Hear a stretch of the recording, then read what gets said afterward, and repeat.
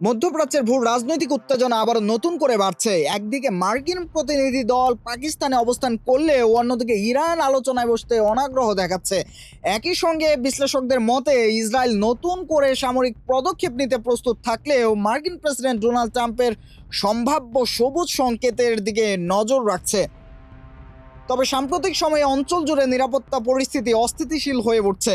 Iran তাদের অবস্থান স্পষ্ট করে জানিয়েছে যে বর্তমান শর্তে তারা কোনো নতুন আলোচনায় বসতে আগ্রহী নয়। তাদের দাবি, পশ্চিমা শক্তির পক্ষ থেকে বিশ্বাসযোগ্য পদক্ষেপ না আসা পর্যন্ত কূটনৈতিক আলোচনা অর্থহীন।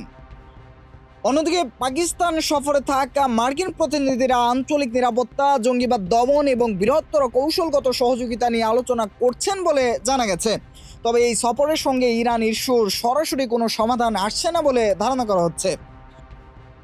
এদিকে ইসরায়েল তাদের সামরিক প্রস্তুতি জোরদার করছে। সীমান্তে সেনা মোতায়েন বৃদ্ধি এবং প্রতিরক্ষা ব্যবস্থা শক্তিশালী করার খবর পাওয়া গেছে, যা নতুন করে সংঘাতের আশঙ্কা বাড়াচ্ছে।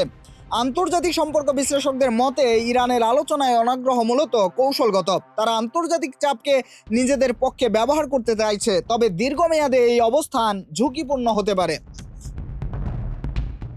বিশেষজ্ঞরা সতর্ক করেছেন, যদি কূটনৈতিক পথ বন্ধই থাকে তাহলে সামরিক সংঘাতের ঝুঁকি বহু গুণে বেড়ে যাবে। এতে শুধু মধ্যপ্রাচ্য নয়, বৈশ্বিক জ্বালানি বাজার, বাণিজ্য এবং নিরাপত্তা পরিস্থিতিতে বড় ধরনের প্রভাব পড়তে পারে।